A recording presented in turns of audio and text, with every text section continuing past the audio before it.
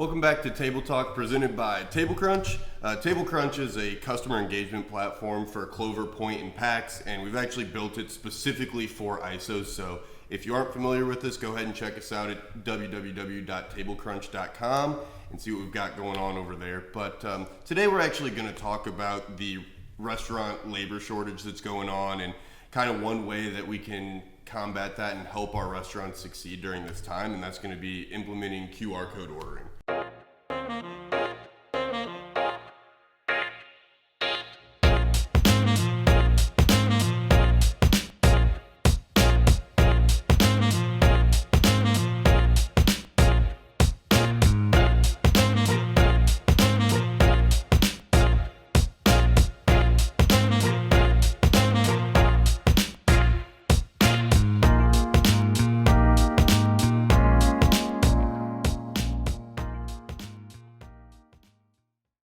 So the first thing we'll kind of talk about is, if you were to say, okay, we're going to go enroll all of our restaurants in QR code ordering, you're probably going to get a little bit of pushback from some of the owners that don't really want to change the way they're doing things. So we're just going to go through a few rebuttals. I'll kind of ask John a question, saying this may be a common rebuttal you may get, and then he'll kind of say how to overcome it. So the first one and most common one you're going to get when implementing QR codes is going to be, my servers are going to think their jobs are at risk. So how are you going to answer that if an owner comes to you with that question? Yep, and that's a great question. Welcome back, everybody. John Graham, as he had mentioned.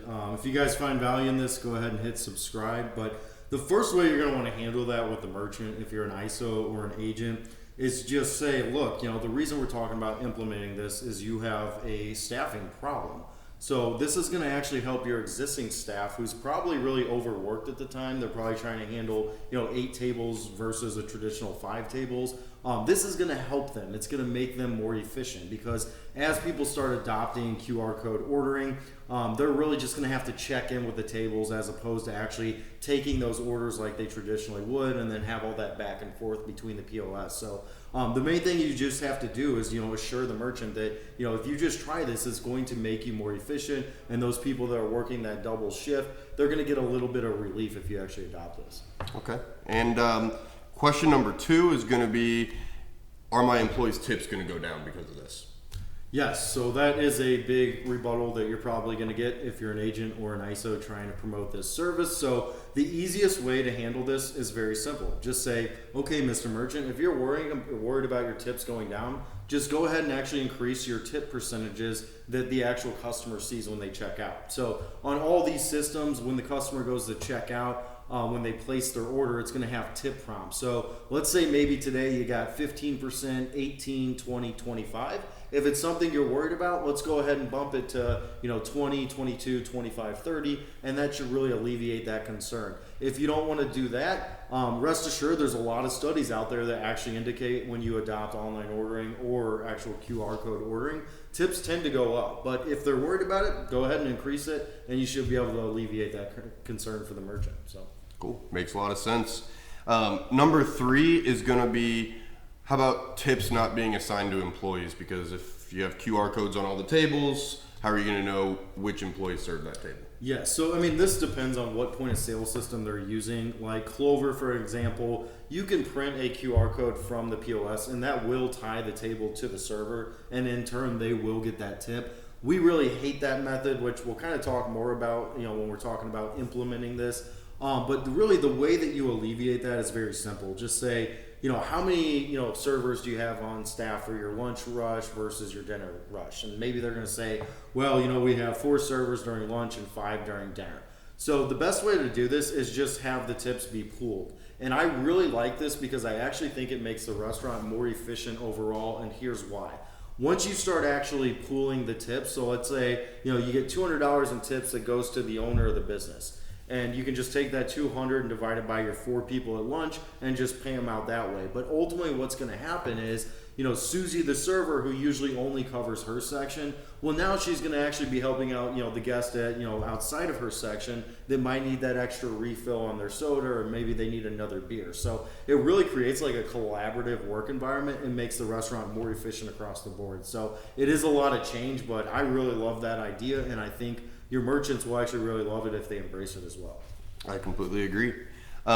Next one is real quick. I'll kind of talk about this one is going to be, what about people walking out without paying? That's pretty simple, especially on Clover. You know, you're going to be paying when you put the order in, so you really shouldn't have to worry about that because nothing's going to print in the kitchen without it already being fully paid for. Yeah, so, exactly. next rebuttal we're going to get, what about confusion in the kitchen or for the staff in general? Yeah, so as far as the kitchen's concerned, I mean, it should be pretty much identical to what they're doing before, especially if they're doing online ordering. The ticket's literally going to be the same. The only thing the kitchen really needs to know is this dine-in or is this takeout? Because, you know, that's how they're going to prepare the food. So if it's like a takeout order, they're going to box it up to go. If it's dine-in, they're just going to, you know, prepare it like they normally would. And then as far as the staff is concerned, it should have the table number on there when the order is placed. So when they go up to run the food, they just need to know what table it's going to. And, you know, there really shouldn't be much confusion. It's very similar to what they're doing prior to this. So Cool. And then last one of the common rebuttals, what if the customer forgets to enter their table number? How are you going to know where to send that food to? yeah, so I think a lot of this really stems from like how you go about implementing this. So, you know, I don't like when people have to print the QR code from the POS because it doesn't happen. Like if you go to a restaurant, when was the last time a server actually dropped off a QR code at your table? Like I know I frequent a lot of restaurants that have this capability through their POS, and I've never had a server do that. So I think you really need to print the table tents, and we'll throw up an example here that we like to give to our ISO and agent partners. So as you can see on the screen here, this is in very bold. It says, you know, please enter your table number upon checkout. And then you can also put the notes on your online ordering, prompting the customer to enter that table number upon checkout. So when you do both of those things, you know, you really don't see a lot of issues with people forgetting. But if they do forget, well, guess what? When they check out, what do they have to put in? Their email and their cell phone number. So in the event that they do forget, you literally can, like, you know, text them, you know, please respond with your table number. Obviously you don't want to have to do that a lot in the, you know, rustle and bustle of things of running a restaurant, but as long as you use the table tent we put on the screen, you shouldn't have a lot of issues with that. And, you know, feel free to email us, drop us a line on our website if you want a copy of that and brand it your own for your own merchants. Yeah, it makes a lot of sense. As long as you kind of implement it the right way, you really shouldn't have too many issues with people like not entering their table number, things like that. Now, a big thing that is going to be a big question is what about credit card fees? Because once someone is obviously entering their credit card without getting it chipped or swiped, well, now you're paying card not present rates. So how's that going to affect the restaurants? That's a big issue.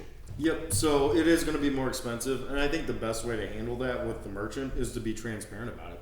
So on average, a card not present rate is going to be about 1/3% higher than if you were to swipe or, you know, dip it. So I think just give them an example. You know, say, hey, you know, it looks like your average ticket's about $15. 1/3% of that's going to be about 4.5 cents more you're going to pay on that transaction.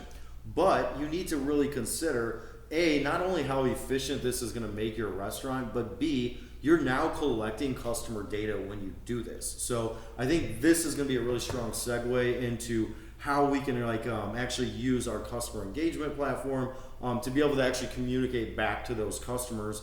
And really what the merchant needs to do is look at this as almost like a marketing expense. You know, would you pay 4.5 cents in order to have unlimited communication with that customer in order to drive their future visits? So Andrew, why don't you talk a little bit about how a lot of our ISO and agent partners are using the Table Crunch platform as really the perfect complement to QR code ordering to ultimately help drive revenues for these restaurants that are struggling with, you know, staff and interns struggling with revenue.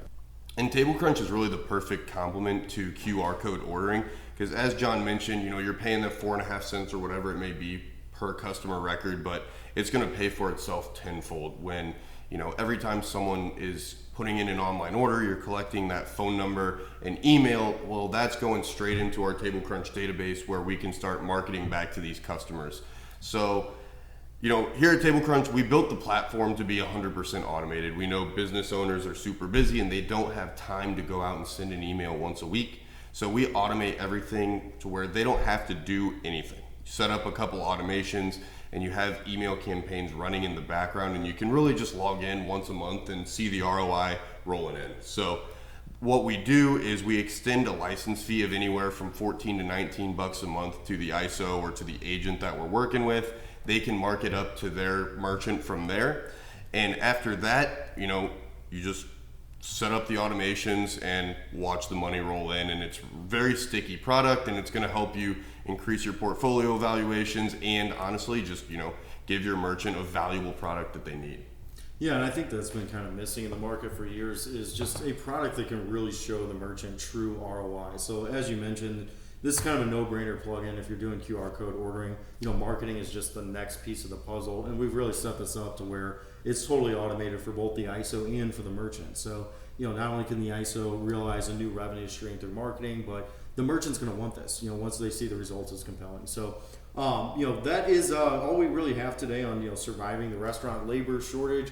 Definitely check us out. Subscribe if you like this content, if you find value. If you want a copy of our table tent for yourself, definitely hit us up. But other than that, happy selling. We hope everybody has a successful week, and we'll see you next time on Table Talk.